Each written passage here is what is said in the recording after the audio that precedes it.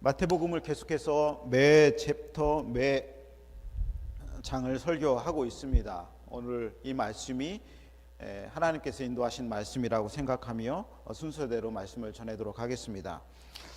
오늘 말씀을 여러분이 다 어제 읽어 오셨겠지만 이 말씀에는 가장 중요한 예수님의 사역의 포인트가 있습니다. 우리가 어떤 사역을 해야 되는지를 예수님이 정확하게 알려주셨어요. 35절에 보니까 예수께서 모든 도시와 마을에 두루 다니사, 두루 다녀야 되죠. 우리는 두루 다녀야 됩니다. 그리고 그들의 회상에서 가르치시며, 예수님은 가르치시는 사역을 하셨어요. 그러니까 하나님의 교회에서는 말씀을 가르쳐야 됩니다. 성경을 가르쳐야 돼요. 그러니까 하나님의 교회에서 가장 중요한 사역 중에 하나는 가르치는 일입니다. 그러니까 아이들을 가르치고, 그리고 어른들을 가르치고, 또 목자가 목원들을 가르치고, 목원이 목자가 돼서 또 가르치고 하는 사역이 교회에서는 중요한 사역이에요. 그러니까 예수님이 가르치신 것처럼 우리 교회도 가르침이 풍부해야 되는데, 세상 것 가르치는 게 아니라 성경을 가르쳐야 돼요. 그래서 제가 성경을 계속해서 강의하고 있고, 또 성경 공부를 통해서 여러분들을 가르치고 있고, 저는 주님이 계속 하고 있습니다. 두 번째는 뭐냐면 천국 복음을 전파하시며, 두 번째는 천국 복음을 전파하시는 것입니다. 프리칭 미니스트리죠. 티칭 미니스트리하고 프리칭 미니스트리는 좀 다릅니다. 이 복음을 전파하는 것이 교회의 주요한 사역이죠. 예수님은 가르치기도 하셨지만 나가서 복음을 전하셨어요. 전도하는 거죠. 그러니까 복음이 교회에서 전달이 되어져야 됩니다. 교회는 커뮤니티가 아니라 이 미니스트리 하는 공동체입니다. 주님의 말씀을 전파하는 것이죠. 회개하고 예수님을 믿으라고 여러분 누구에든지 말씀을 전하시고 전파를 하셔야 되고, 그리고 교회는 복음을 전하는 일이 가장 중요한 사명입니다. 세 번째, 교회는 힐링 미니스트리, 고치는 사역입니다. 예수님은 천국 복음을 전파하시며 모든 병과 모든 약한 것을 고치셨다 그랬습니다. 그러니까 주님은 사람들의 아픔을 고치셨어요. 교회는 아픔을 고치는 것이죠. 병들어서 아프고, 마음이 아프고, 생각이 아프고, 여러 가지 아픈 사람들이 다양한 증상들을 가지고 교회에 옵니다. 물론 질병도 있긴 하지만 질병도 예수님이 다 고쳐주실 것이고, 마음의 병도 예배 가운데 하나님 역사하시면 마음의 병도 다 고치십니다. 생각이 잘못되어서 생각이 병들어 있는 사람들은 그 사상도 다 하나님이 고쳐주시는 것이죠. 히브리서 12장 12절에 보면 그러므로 피곤한 손과 연약한 무릎을 일으켜 세우라, 그렇게 예수님은 말씀을 하셨어요. 하나님 말씀하셨습니다. 피곤한 손, 연약한 무릎이 있으면 너희들이 가서 다 고쳐 세워주라, 라는 말씀을 하십니다. 이 사역을 예수님이 승천하시면서 우리에게 맡기셨죠. 이 사역의 핵심은 사람을 가르치고 전파하고 고쳐주면서 궁극적으로 그 사람들의 영혼을 추수하는 것입니다. 그러니까 예수님의 제자로 만드는 것이 목적이 되어야 되는 것이죠. 주님이 말씀하십니다. 오늘 보니까 9장 37절에 보니까 추수할 것은 많다, 추수할 것이 많도다. 우리 눈에는 안 보이지만 예수님에는 추수할 것이 많도다 그랬습니다. 특별히 요한복음 4장 35절에 보면 휘어져 추수하게 되었느니라. 휘어져서 곡식알이 다 땅에 떨어지게 됐는데 추수할 일꾼이 없고 추수할 것이 많지만 내가 추수한 일꾼이 필요하다, 그렇게 얘기를 하고 있는 것이지요. 저는 이 말씀을 보면서 하나님이 왜 추수한 일꾼을 부르시나, 이 말씀을 특별히 주시는가 하는 생각을 계속 묵상을 해봤어요. 하나님이 하시면 될 텐데, 하나님이 전능하시니까 그냥 하나님이 추수하시고 구원을 주시면 되는데, 왜 특별히 부족한 일꾼들을 부르셔서 하나님의 사역을 하게 하시는가? 왜 하나님이 직접 가르치시면 되고, 하나님이 직접 복음을 전파하시면 되고, 하나님이 직접 사람들을 고치시면 되지, 왜 우리를 통해서 꼭 그렇게 해야 되는가에 대한 근본적인 질문을 제가 여기서 하게 되었습니다. 여러분들은 이런 질문이 있으세요? 내가 왜 꼭 그걸 해야 돼? 그죠? 근데 탈무드에도 이런 질문들이 있습니다. 유대인들도 이런 걸 고민을 했나 봐요. 탈무드에 이런 질문이 있는데, 만약 하나님이 사람을 빵으로 살게 하셨다면, 빵을 먹고 살게 하셨다면 하나님은 빵나무를 왜 만들지 않았을까? 이런 질문을 하는 거예요. 여러분 그런 질문 해본 적 있으세요? 유대인들은 생각이 많고 좀 지혜를 얻기 원합니다. 그때 탈무드 대답은 이렇습니다. 하나님은 바삭바삭한 빵덩이를 내는 빵나무를 만드실 수 있다. 그러나 하나님은 그렇게 하지 않으시고 우리에게 씨앗을 주신다. 그런 얘기를 해요. 우리는 씨앗을 받아서 땅에 심죠. 땅에 심고 물을 줍니다. 그러면 그게 씨앗이 자라서 나오죠. 그러면 하나님이 햇빛도 주시고 비도 주시고 바람도 주시고 하면서 그 곡식이 자라게 하셔서 밀을 거두게 하시고 또 우리 텃밭처럼 고추도 기르게 하십니다. 그러나 그것은 어떤 밀을 그대로 먹을 수는 없죠. 그것을 방아를 하고 찧어서 그거를 부풀려서 그 다음에 오븐에 넣어서 구워서 그거를 빵으로 만드는 게 하시는 것이죠. 무슨 말씀이냐? 하나님의 사역에 우리를 개입시키는 거예요. 하나님의 사역에 우리를 동역자로 만드시는 것입니다. 하나님이 세상의 모든 것을 하실 수 있으시지만 특별히 하나님은 우리를 동역자로 만드셔서 우리에게 그 일을 하도록 위임을 하시는 것입니다. 하나님은요, 우리가 함께 하나님의 일을 이루어 가기를 좋아하시는 거예요. 보면은 우리 아이들이 집에 있는데 제가 여러 집에서 뭐 고치고 만들고 하는 거 있습니다. 때로는 뭐 청소기가 고장 나가지고 청소기를 뜯었다 이렇게 막 했다, 텔레비전을 뜯었다 하면은 우리 아이가 중에 막내가 꼭 와서 아빠 뭐해? 이렇게 쳐다봅니다. 그럼 이거 고쳐. 그럼 내가 할 일이 없어? 해가지고 옆에서 드라이버도 갖다 주고 그 다음에 이렇게 플래시도 이렇게 비춰서 보이게 하고. 그러니까 아이들 마음에도 그 일에 나도 끼어들고 싶은 거예요. 그 일에 해서 아빠 일을 돕고 나도 그 일에 동역자가 되길 원하는 마음이 있습니다. 왜냐하면 작은 아이에게도 그런 마음이 생기기 때문에 그렇죠. 하나님은 인간의 마음을 잘 이해하십니다. 그래서 하나님은 우리를 통해서 하나님의 사역이 이루어가기를 원하시는 것이죠. 이것을 뭐라고 얘기하냐면 창조적인 동역자라고 얘기하는 것입니다. 하나님의 창조 사역에 동역하는 거예요. 저도 하나님의 창조 사역에 동역하는 거 있는 거고 여러분도 하나님의 창조 사역에 동역하고 있는 줄로 믿으시기를 바랍니다. 이것을 확신하는 것은 중요합니다. 하나님이 궁극적으로 이렇게 얘기하시는 거예요. 내가 필요하니 와서 내 일을 좀 해라. 하나님이 그렇게 얘기를 하시는 것입니다. 여러분, 하나님의 사람들을 통하지 않고서는 하나님은요 일하지 않으십니다. 하나님의 사람들을 통해서 전도하시고 하나님의 사람들을 통해서 가르치시고 하나님의 사람들을 통해서 고쳐주시지 하나님이 독단적으로 세상 가운데 그렇게 우리들을 무시하고 그렇게 일을 하는 경우는 거의 없으십니다. 하나님은 창조적인 사역의 기회를 우리에게 주시는 것이죠. 사실 영혼의 추수는요 불가능한 일입니다. 우리가 무슨 힘이 있다고 사람들을 불러 모아서 예수님 믿게 하고 그렇습니까? 이게 불가능한 일이에요. 세상 일들은 뭐 보도블럭 깔고 아스팔트 깔고 뭐 나무를 자른 일은 내가 혼자 할 수 있는 일이에요. 그러나 영혼의 추수를 하는 일은요 결코 내 힘으로 되는 능력이 아닙니다. 그런데 하나님은 이 일에 우리를 부르시는 것이죠. 그러면서 하나님이 할 수 없는 사람에게 뭔가를 부어주시는데 그것이 바로 성령의 능력입니다. 요한복음 3장 34절 한번 읽어보겠습니다. 시작.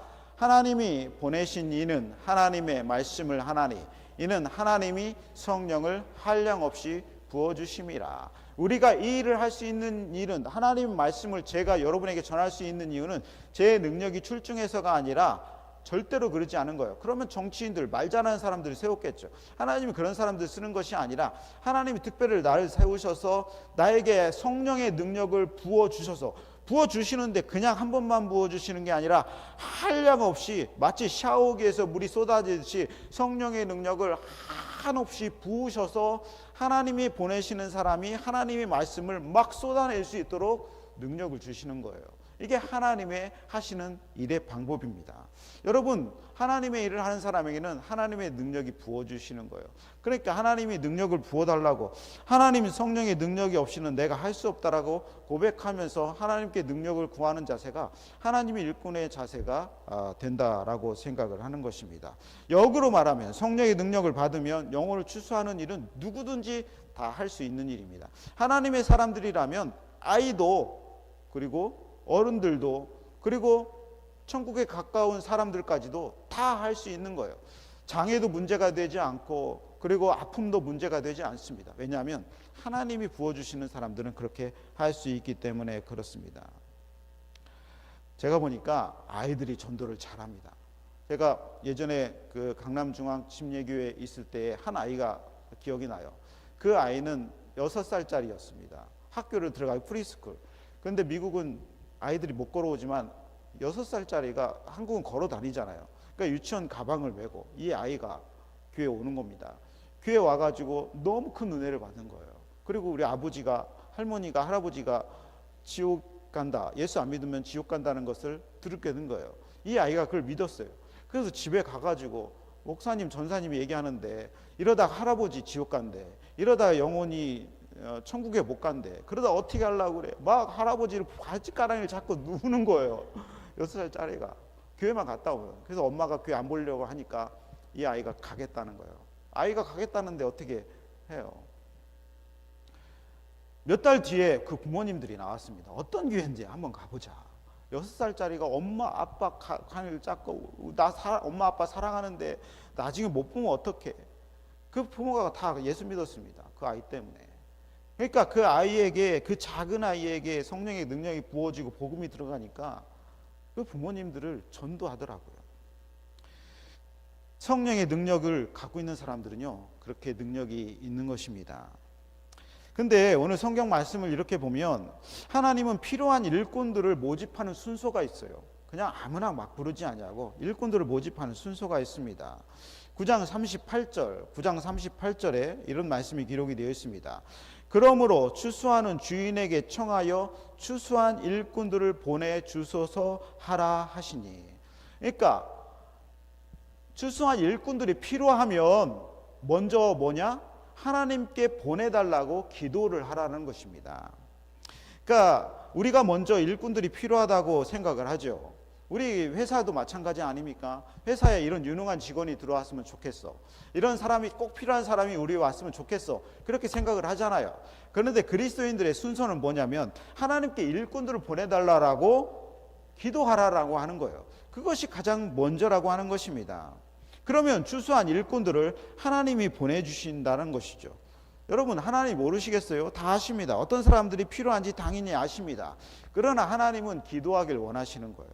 하나님은 우리가 내 힘으로 뭔가를 찾고 그러지 말고 먼저 하나님께 기도하길 원하시는 것입니다.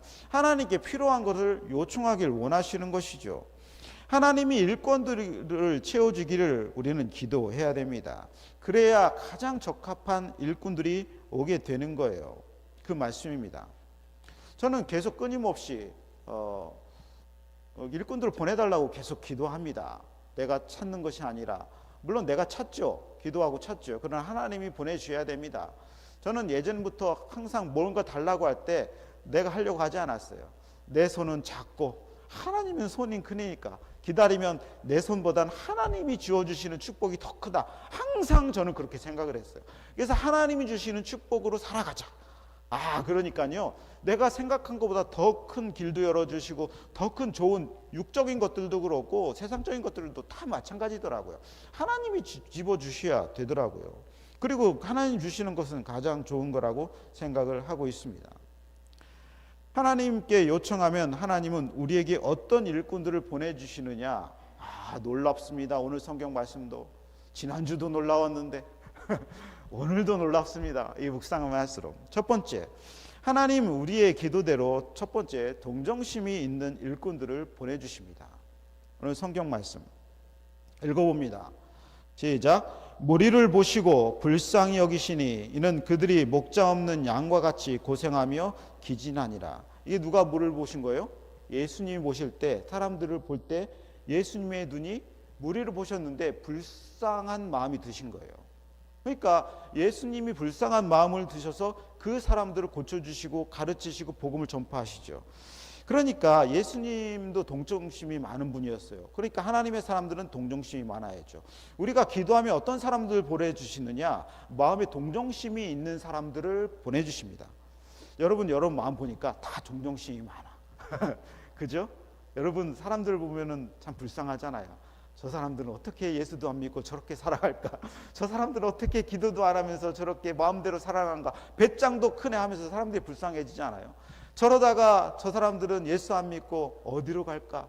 불쌍하다. 그런 생각 안 듭니까? 저는 사람들을 보면 불쌍하다는 생각이 듭니다. 우리 성도들을 보면 먼저 축복받았다는 생각하고 그 다음에 하나님이 그 사람 마음 가운데 극렬한 마음을 주셔서 더 하나님을 더 알아도록 그런 마음을 주시는 것이죠. 사역에 필요한 조건은요, 동정심입니다. 예수님은 세상 사람들이 불쌍해 보이셨어요. 예수님의 눈에는 목자 없는 양처럼 이리저리 고생하면서 지쳐서 기운이 없는 불쌍한 영혼들의 그 영혼이 보인 거예요. 우리 눈에는 사람들의 어떤 게 보입니까? 여러분, 사람들의 어떤 멋진 옷이 보십니까? 멋진 집이 보입니까? 멋진 자동차가 보입니까? 멋진 스펙이 보입니까? 그리스도인들은 그거보다 그 안에 있는 그 영혼의 갈급함이 보여야 되는 거예요. 저 사람은 겉으로 화려하게, 저 사람은 웃고 있지만 저 영혼은 슬프구나. 저 사람은 예수님이 필요하구나. 저러 기진맥진 세상에서 살다가 저 사람들은 어떻게 될까? 우리의 눈이 그렇게 보여야 된다는 것입니다. 이것은 단순히 불쌍하게 보인다는 그런 말이 아니라 잃어버린 영혼이 구원받기를 원하는 마음이에요. 그 사람이 영혼이 구원받기를 원하는 마음이 바로 예수님이 주시는 동정심입니다. 여러분, 우리 기도할 때에 일꾼들을 필요하죠. 목장에서도 필요하고 여러 썬데이 스쿨, 유스 그룹에서도 필요하고 여러 곳에 다 필요하지 않습니까? 예배팀에서도 필요하고. 그럴 때 동정심이 많은 사람들을 보내달라고 기도하세요. 그러면 하나님이 그런 사람들을 보내주시는 것입니다. 만약에 교회가 영혼을 불쌍하게 여기는 마음을 잃어버린다면요, 그 교회는 분명 잘못 가고 있는 것입니다. 분명 잘못 가고 있는 거예요. 지나가는 사람들이 아무리 봐도 불쌍하지 않고 저 사람하고는 아무 상관이 없다고 그렇게 여기는 사람들은 교회가 불쌍한 사람들의 마음을 이해를 못하는 거예요. 많은 교회들이 왜 성장이 멈추는 줄 아십니까? 많은 교회들이 왜 냉랭해지는 것이 아십니까? 동정심을 잃어버려요. 설교에서도 동정심을 잃어버리고 목사의 눈에서도 동정심을 잃어버리고 성도들의 눈에서도 동정심이 없어. 심지어 성도들이 성도들을 볼 때도 동정심이 없어. 아프거나 말거나 마음이 상하거나 말거나 그 눈이 냉랭해져. 그거는요, 교회가 망해가고 있다는 증거입니다. 세상의 교회들이 왜 그렇게 어려움을 겪는지 아십니까? 예수님의 눈이 없는 거예요. 일꾼들이라고 해도 동정심이 없는 것이죠. 둘째, 기도하면 하나님이 어떤 일꾼을 보내주시느냐? 추수할 만한 일꾼을 보내주시는 거예요. 일꾼이 어떤 일꾼이냐? 추수를 충분히 할 수 있는 일꾼을 보내주시는 거예요. 읽어보겠습니다. 그러므로 추수하는 주인에게 청하여 추수할 일꾼을 보내주셔서 추수할 일꾼을 보내주셔서 하라 하시니라. 어떤 사람 보내줘요? 기도대로 되잖아요. 추수할 사람이 있는. 그러니까 하나님 보내주시는 일꾼들은 이미 추수할 만한 일꾼들입니다. 능력 있는 사람들이에요. 유명한 성경학자 스코필드라는 사람이 있습니다. 이 사람이 정신병원을 갔는데 정신병원에 신방을 하러 갔습니다. 그런데 어떤 사람을 봤어요. 근데 청년인데 키가 막 커. 키가 막 2m는 되는 것 같아. 그리고 막 근육이 막 많아. 근육이 많아서 우락부락하고 힘도 세. 그러니까 이 스코필드 목사님이 걱정이 되는 거예요. 원장님, 저 사람 한번 날뛰다가는 제어하지 못하겠는데요. 힘들지 않으세요?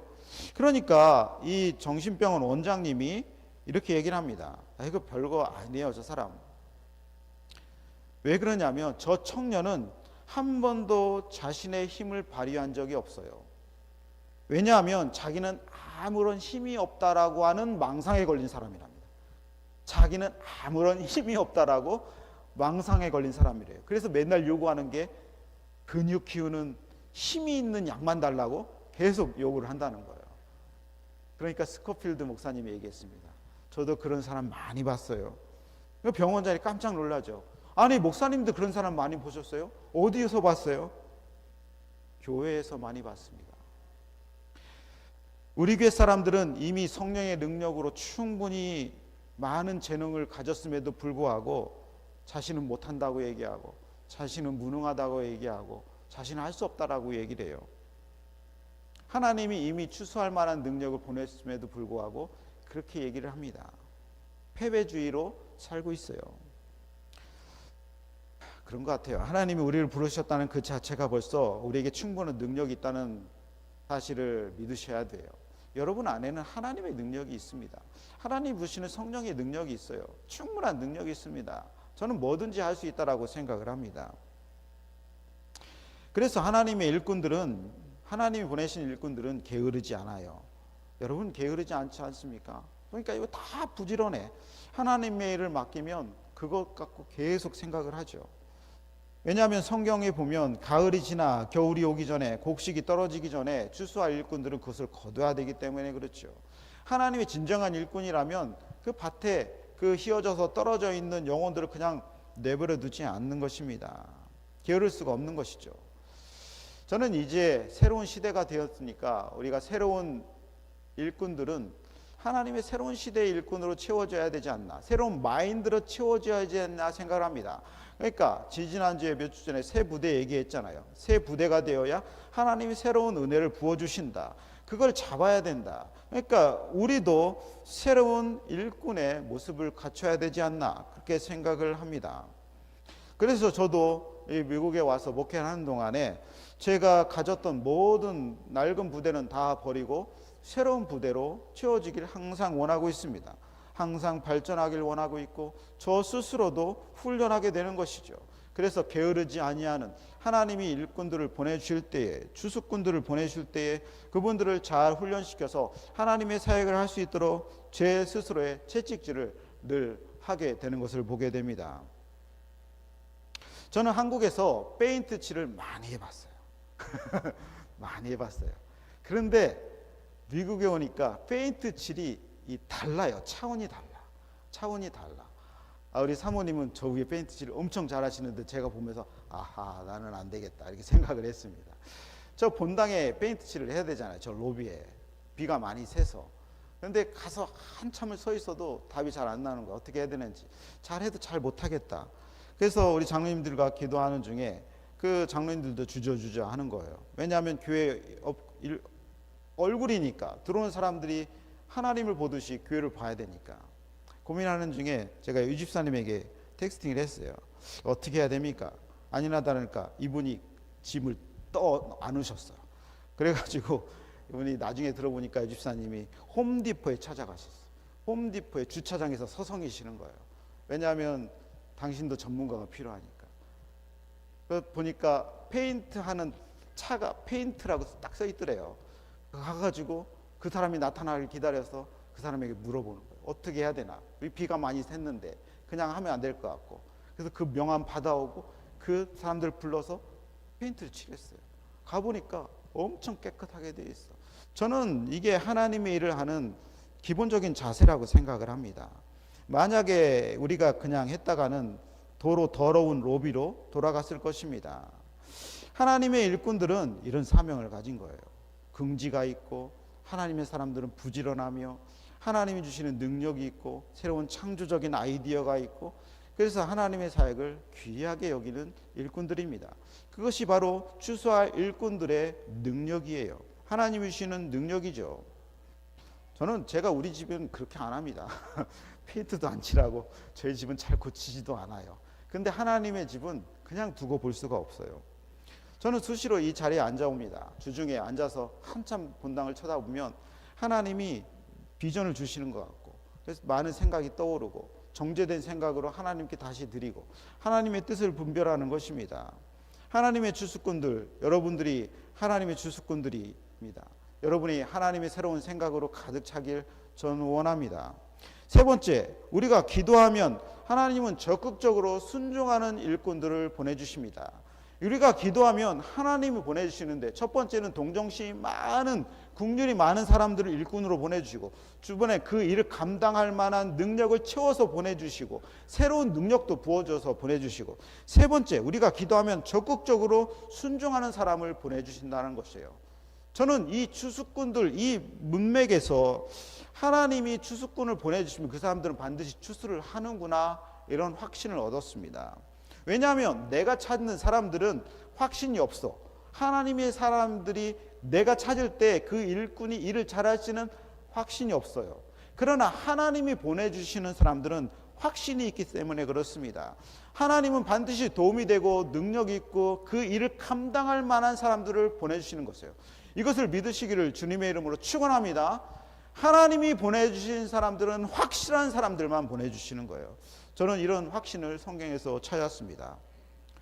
성경 말씀 읽어봅니다. 마태복음 10장 1절. 예수께서 그의 12제자를 부르사 더러운 귀신을 쫓아내며 모든 병과 모든 약한 것을 고치는 권능을 주시느니라. 12제자, 예수님의 이 12제자는 확실한 제자예요. 그렇지 않습니까? 물론 가룟 유다가 한 가지 삐끗해가지고 그 사람은 배신자가 됐지만 예수님은 이 확실한 12제자들을 모으시는 거예요. 예수님이 뽑으신 제자들, 하나님이 보내주시는 제자들은 하나같이 주님의 사역에 적극적이었으며 절대 순종적이었습니다. 여러분은 어떻게 이 자리에 있습니까? 저는 어떻게 이 자리에 서 있습니까? 하나님이 보내셨기 때문에 이 자리에 있는 거예요. 하나님이 부르시지 않으면 결코 이 자리에 있을 수가 없습니다. 아무리 원해도 아무리 바래도 이 자리에 결코 있을 수가 없는 거예요.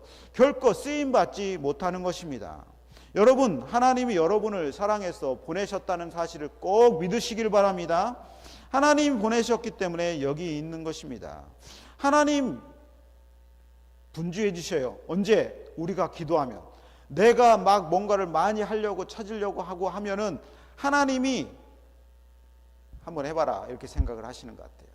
그러나 우리가 하나님께 매달리고 기도하고 하면 하나님이 분주해 주셔요. 우리의 기도가 하나님을 바쁘게 하는 것입니다. 일꾼 좀 보내달라고 기도하면 하나님이 갑자기 일어나셔서 두루 살피시는 거예요. 아, 안 목사가 일꾼 좀 보내달라고 저렇게 울부짖는데 하나님이 일어서시는 거예요. 우리 장로님들이 이렇게 일꾼 좀 보내달라고 기도하면, 목자 좀 보내달라고 기도하면, 내 옆에 내 동역자를 보내달라고 우리 집사님들이 기도하면 하나님 벌떡 일어나셔서 찾으시는 거예요. 어디 저기 보낼 사람 없나? 어디 보낼 사람 없나? 퀸즈에 없나? 브롱스에 없나? 맨하탄에 없나? 뉴저지에 없나? 커네티컷에 없나? 하나님이 찾으시는 거예요. 그러다가 찾으시면 부르시죠. 네가 저기 좀 가봐야 되겠다. 강권적으로 역사하시는 성령의 역사입니다.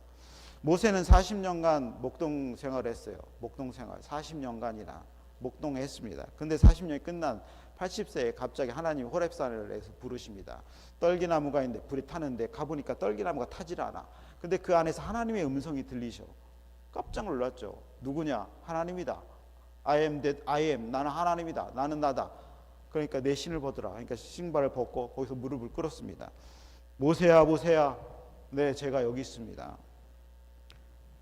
애굽에 있는 내 백성들이 너무 고통스러워서 기도가 여기까지 들린다. 이제 저 사람들을 구원해야 될 때가 되었다. 그러니까 기도해야 하나님이 구원해 주시는 거예요. 너 가라. 네 지팡이 들고 가라. 아유, 하나님, 저는 말도 못해요. 저는요 말주변이 없어요. 네 형 아론 보내줄게. 가라. 전 능력이 없어요. 지팡이 줄게. 지팡이 들고 가서 가라. 아우, 이것도 못해요. 저것도 못해요. 하나님이 다 채워서 보내주십니다. 하나님이 선택하는 사람은, 하나님이 쓰시고 보내시는 사람은요 그 일을 반드시 해내는 사람입니다. 우리에게 확신이 있는 거 아니에요. 나에게 확신이 있는 게 아니라 하나님이 나에게 확신이 있는 거예요. 내가 나에게 확신이 있는 사람은 없어요. 하나님이 나에게 확신이 있는 거예요. 하나님 믿으시기를 주님의 이름으로 축원합니다. 200만 명을 모세가 끄집어내는 거예요. 하나님이 부르시면 17살짜리 예레미야가 소명을 받고 그 선지자 일을 하랍니다. 예레미야는요 17살에 소명을 받았어. 지금 17살짜리 우리는 우습게 보잖아요. 그 아이가 성령을 받고 능력을 받으니까 예레미야 선지자가 그 예언적인 일을 다 하는 것 아니겠습니까? 여러분, 하나님 여러분을 부르셨을 때 어떤 마음입니까? 순종할 수밖에 없는 마음이 여러분 안에 생기지 않았습니까? 조금 민기적 되더라도 마음에는 가야 되는데, 해야 되는데, 하나님 맡기신 사명을 해야 되는데 하면서 육신이 약하기 때문에 조금 딜레이 되는 것이지, 이 마음에는 순종하지 않으면 견딜 수 없는 마음을 여러분에게 주시지 않으셨습니까? 그게 하나님의 강권적인 역사입니다. 언젠가는 그 일을 감당하게 되어 있는 거예요. 순종할 수밖에 없는 마음을 주시는 것입니다. 주의 일을 하라는 소명을 거절할 수가 없는 거예요. 하나님의 추수꾼으로 일을 한번 해봐라 할 때 하나님의 명령을 거절할 수가 없어. 이런 경험을 늘 하지 않습니까? 제가 그래서 이 자리에 있는 거 아니고 여러분이 그 자리에 여전히 있는 것 아닙니까? 여러분은 하나님의 주수꾼인 줄로 믿습니다. 이걸 확신을 하셔야 돼요. 하나님이 부르시면 이상하게 거절할 수가 없어. 그 일이 마음에 계속 남아. 밤에도 생각이 나. 밤에 누워있는데 하나님이 일이 생각이 나. 그 일을 하라고 하나님 부르셨는데 내가 바빠서 못하고 있구나. 그래도 하긴 해야 되겠지.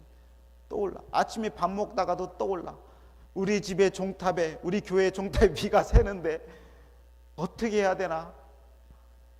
저 앞에 사람들이 지나가는데 우리 교회 보도블록이 깨졌는데 내 눈에 자꾸 밟히네. 그런 것이죠.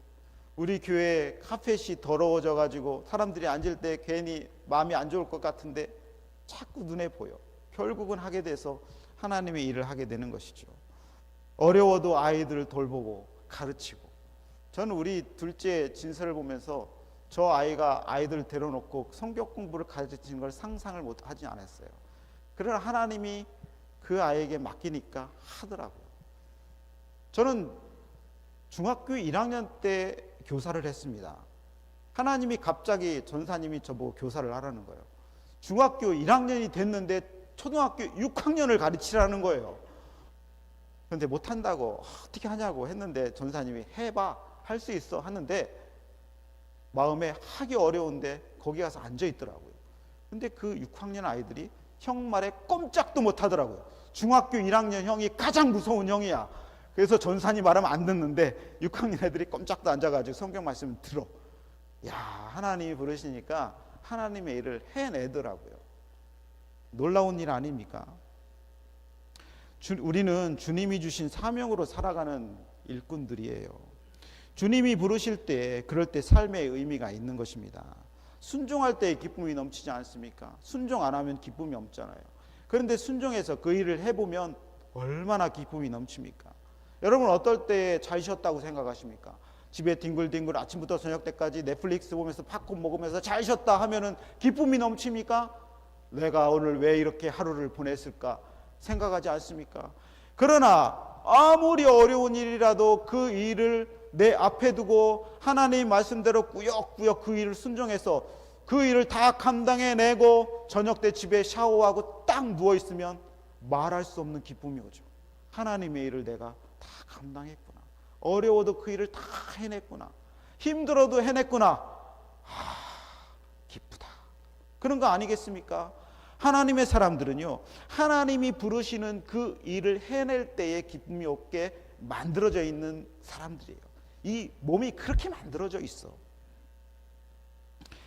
어렵고 핑계도 많고 그래서 지금껏 하나님이 맡기신 사명을 감당하기 어렵지만 그래도 하고 있기 때문에 삶에 우리에게 의미가 있는 거예요. 그래서 내가 살아있는 거예요. 살아가는 소망이 있는 것입니다. 그 사명이, 그 일꾼의 사명이 나를 이끌고 지금까지 나를 살려온 것입니다. 예레미야. 아까 얘기했는데 예레미야가 한 성경 구절을 한번 읽어보고 말씀을 마치려고 합니다. 읽어봅시다. 시작. 내가 다시는 여호와를 선포하지 아니하며 그의 이름으로 말하지 아니하리라 하면 나의 마음이 불붙는 것 같아서 골수에 사무치니 답답하여 견딜 수 없나이다. 17살 청년이 하나님의 능력으로 하나님의 사역을 감당하다가 나 힘들고 저 사람들의 욕먹고 너무 힘들어요. 하나님 그만하겠습니다 하고 그만둬 보니까 도저히 견딜 수 없다는 거야. 내 마음에 불붙는 것 같아서 답답해서 견딜 수 없어서 다시 주의 일로 나가겠습니다 라고 하는 예레미야 20장 9절의 고백입니다. 막상 어려워서 그 사명을 내려놓으면 저에게 짊어지는 짐이 더 무겁더라고요. 세상의 짐, 걱정 근심의 짐이 막 이렇게 막 쌓여. 옛날엔 걱정 근심이 없는데 하나님의 사역을 좀 내려놓으면 걱정 근심 피곤 스트레스 다 쌓여가지고 낑낑대면서 삶을 살아가더라고요. 그러나 하나님의 십자가의 짐을, 가벼운 짐을 지니까 십자가는 가벼운데 짐은 걱정 근심이 없어졌어. 하나님의 일들이 하나님이 해가시는 것을 보게 되는 것입니다. 우리는 지금 이때의 영혼 추수를 위해서 부르심을 받은 사람이라는 사실을 기억하셔야 돼요.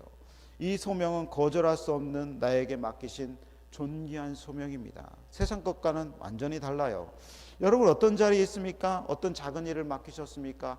그 아무리 작은 일도 세상 일보다 존귀한 일입니다. 세상의 대통령 일보다, 세상의 유엔 사무총장의 일보다, 세상의 그 어떤 기업가의 일보다 여러분이 막 하고 있는 그 하나님의 사역이 가장 존귀한 일이에요. 여러분 하나님의 일을 잘 감당해 나갈 수 있다, 저는 확신합니다. 왜냐하면 하나님이 부르셨기 때문에. 하나님의 부르심에는 틀림이 없다. 하나님의 부르심에는 후회하심이 없다.